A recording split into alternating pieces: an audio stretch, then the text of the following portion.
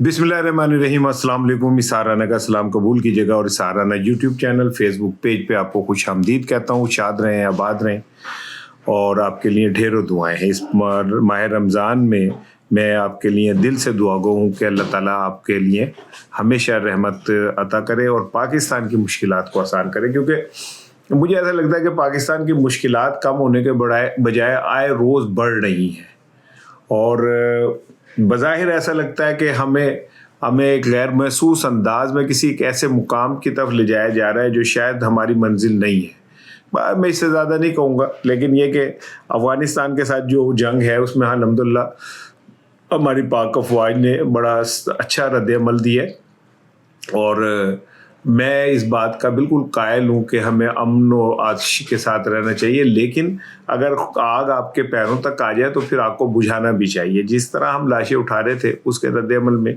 ये सारा कुछ तो फिर होना चाहिए था। हाँ, ये ज़रूर है कि उनकी जो असल स्ट्रेंथ है अफ़गानियों की वो है गुरिल्ला वार, और हम जंग वो आदि जब जीत जाते हैं जब आप अपने मैदान में जंग लड़ते हैं, मतलब ये कि अपनी मर्जी के मुताबिक लड़ते हैं। और ये जो अमेरिका, नेटो, सोवियत यूनियन, ये अफ़गानिस्तान में जाके इसलिए नाकाम हुए कि वो उनके ट्रैप में आ गए, उनके इलाकों में घुस के जंग लड़ने की कोशिश की। जबकि पाकिस्तान जो एक अरसे से ज़ाहिर है साढ़े मतलब 80 उन्होंने ट्रेंड किया, 80 उन्होंने पैरों पे खड़ा किया, हम सारी चीज़ें जानते हैं। यही वजह कि हम बजाय अंदर घुसने के हमें स्ट्राइक से वो अपना काम निकाल रहे हैं। पाकिस्तान की फ़ौज दुनिया की सबसे one of the best professional फ़ौज है, तो उसको इतना इजी नहीं लेना चाहिए। इंडिया को भी है, समझ आ गई। हम फ़ौज जब तक जंग है, जब तक हम दुश्मन हम पे हमला आवर है, तो मैं तो अपने सियासी इख्तलाफात पे एक साइड पे रखता हूँ और पाकिस्तान के लिए खड़ा हूँ। लेकिन इन हालात में मुझे ये दुख होता है कि काश इमरान खान जो है आज बाहर होता, काश इमरान खान जो है वो आज आज़ाद होता, तो पाकिस्तान को इन मसाइल, इन मुश्किलात का सामना नहीं करना पड़ता जिनका हमें सामना करना पड़ रहा है। उसका कद काठ इतना, वज़न इतना ज़्यादा था कि ये मुमकिन ही नहीं था कि उसके प्रेजेंस के अंदर इस तरह के को तनाज़ात जो हैं वो। आप ज़रा इमरान खान का दौर उठा के देखें, आपको उस दौर में सिवाय अमन के और कुछ नहीं नज़र आएगा।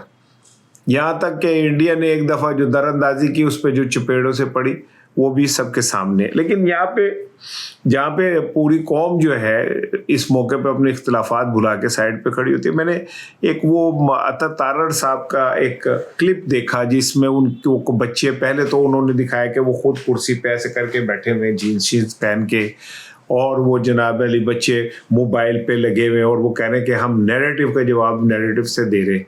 केड़ा नैरेटिव है जो तुम मोबाइल पढ़ के 20 बंदे बैठ के थे वो नैरेटिव बना रहे हो। मुझे तो उनके ऊपर हंसी आ रही है यार का आपको अक्ल नकल के लिए भी अक्ल की जरूरत होती है। अक्ल भी मतलब काश अक्ल के कहीं से मिल रही होती ना, तो मैं यकीन कर को 2-2.5 लाख टन जो है ना वो पढ़वा देता, इनको दे देता कि लो यार अकल ही फाड़ लो तुसी।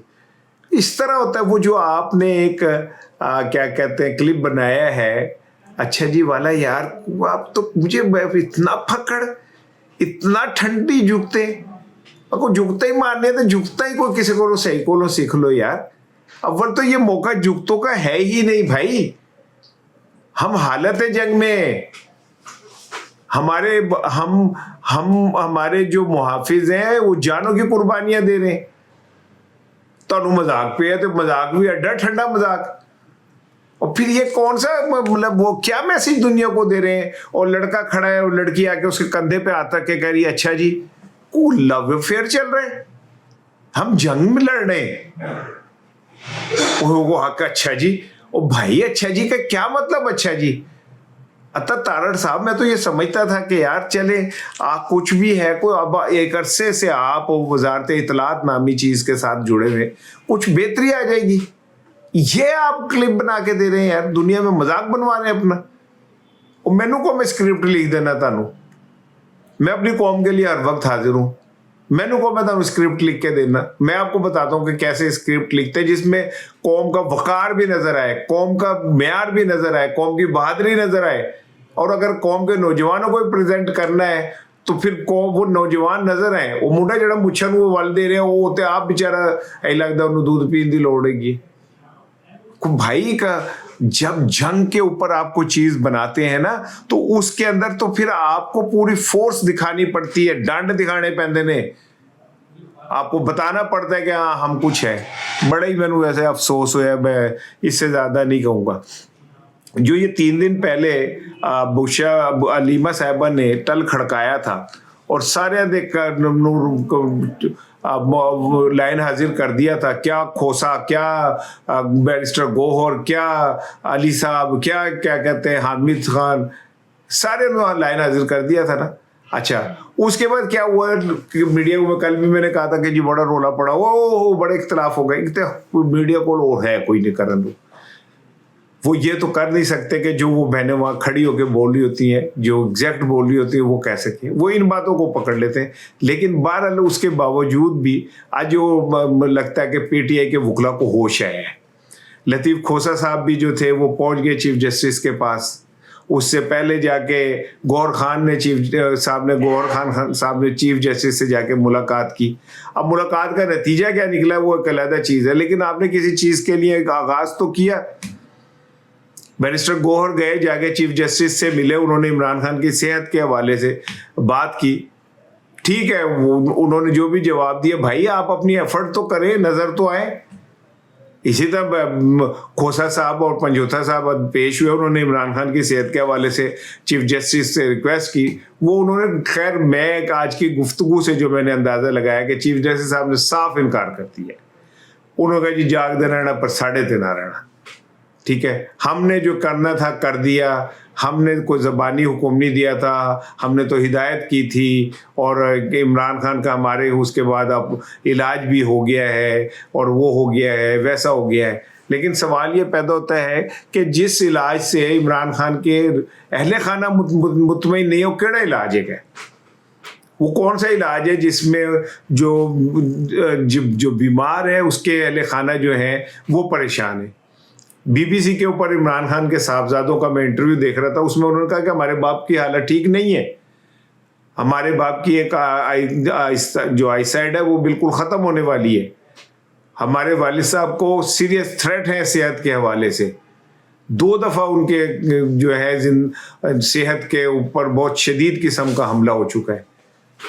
آپ کہہ رہے ہیں جی ٹھیک ہے, میں وہ چیف جسٹس صاحب کو تو نہیں کہہ سکتا, لیکن دنیا جو ہے اب وہ اس طرف آ رہی ہے. اب برطانوی پارلیمنٹ, کینیڈین پارلیمنٹ, یورپ کے اندر عمران خان کے اوپر آوازیں اٹھنا شروع ہو گئی ہیں. اور اگر آپ پاکستان میں آوازیں نہیں سنیں گے تو پھر وہ باہر سے آوازیں اٹھیں گی, پھر بھی تو تمہیں سننا پڑے گا. اور ولیمہ خانم نے جس طرح اسٹینڈ لیا ہے اور لینے کے بعد اس قیادت کو جھنجھوڑا ہے, علیمہ خانم کے اوپر جو انگلیاں اٹھاتے ہیں وہ تو انہوں نے تو شرم نہ سے ڈوب مرنا چاہیے. اگر علیمہ خانم کو جو پلان مجھے نظر آ رہا ہے جس میں علیمہ خانم کو سزا ہوگی, جیل کے پیچھے بھیج دیں گے, تو یہ پاک پی ٹی آئی کی باقی تمام قیادت کے منہ پہ ایک تھپڑ ہوگا کہ جو اس سسٹم سے اڑے گا وہ جیل جائے گا, سزا ہوگی. اور جو بات ٹائیاں لگا کے پھوں پھرتے ہوں گے نا, آپ سمجھ لیں کہ یہ ان کو چابی والے بافیں گے. علیمہ خانم نے تو اپنا سب کچھ اسٹیک پہ لگا دیا ہوا ہے, عمران خان کی بہنوں نے اپنا سب کچھ اسٹیک پہ لگا دیا ہے. علیمہ خانم کو اگر جیسی کہ اطلاعات ہیں, اور یہ حسن ایوب صاحب بہت پہلے بھی کہہ چکے, تو مجھے نہیں پتا جج سزا لکھنے سے پہلے کیا کہتے ہیں کہ ان لوگوں تک کیسے پہنچ جاتی ہے, تو اس کے باوجود اگر انہیں سزا ہو جاتی ہے تو یہ تو سمجھ لیں کہ پی ٹی آئی کی جو باہر کی لیڈرشپ ہے انہوں نے منہ تک کالک ملی گئی کہ یہ تمہارے اصل چہرے ہیں. کیونکہ جو کھڑا ہوگا, جو عمران خان کے ساتھ بالکل آل آؤٹ جائے گا, اس کو جیل بھی ہوگی, اس کو گرفتاریاں بھی ہوں گی, اس پہ مقدمات بھی بنیں گے. بہت سارے جو لوگ ہیں پی ٹی آئی کے, ان کے اوپر مقدمات ہیں, میں ان کا وہ نہیں کر رہا, جس کا جو کنٹریبیوشن ہے میں نہ اس سے انکاری ہوں نہ مجھے انکاری ہونا چاہیے.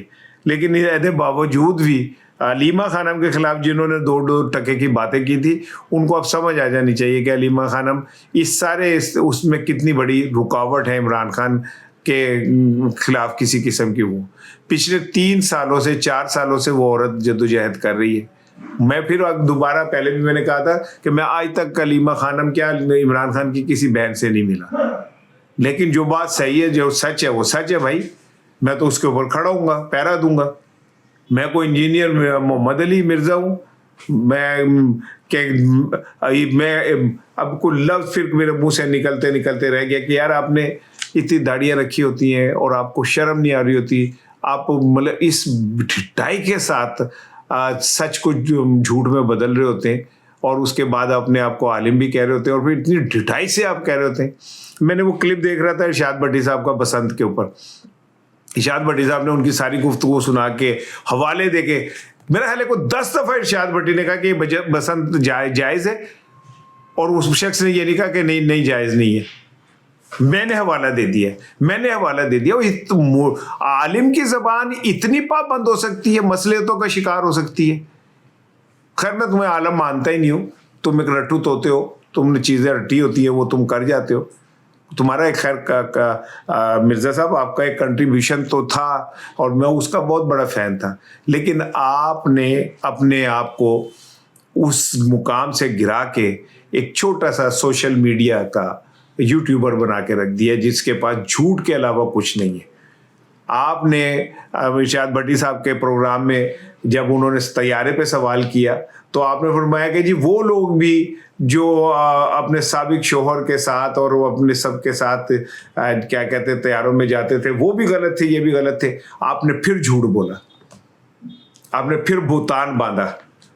آپ پہ پیکا لگے نہ لگے، اللہ کا عذاب ضرور آئے گا کہ آپ اپنے سیاسی مفادات اور نوکری کے لیے ایسے منصب پہ بیٹھ کے جھوٹ بول رہے ہوتے کہ جس کے اوپر میں تو سر پیٹ کے رہ جاتا ہوں کہ یہ وقت آنا تھا ہمارے علماء پہ کہ 25,000 یہ سرکاری نمک کھانے والے علماء اس کیا نام ہے منبر پہ بیٹھ کے کیسے اس ریاست میں ہونے والے جو جرم ہیں اور زیادتی ہیں ان کے اوپر بات کر سکتے ہیں.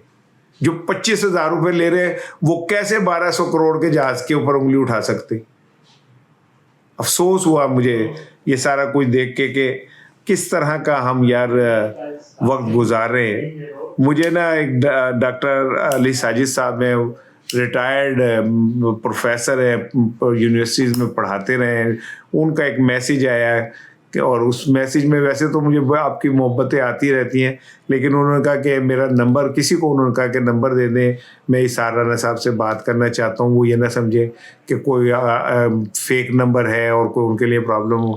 تو ڈاکٹر صاحب اب اگر جس دن میں نے ڈرنا شروع کر دیا اس دن میں بولنا چھوڑ دوں گا. السلام علیکم.